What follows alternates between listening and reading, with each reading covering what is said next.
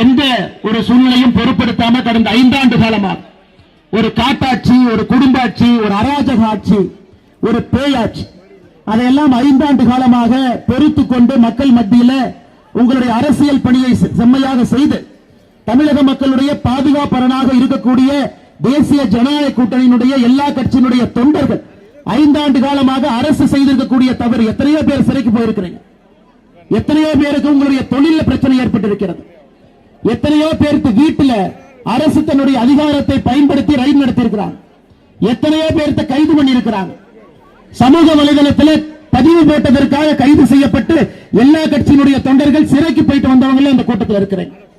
இந்த நேரத்தில் உங்களுடைய பாதத்தை தொட்டு வணங்கி எங்களுடைய நன்றியை தெரிவித்துக் கொள்கின்றோம்.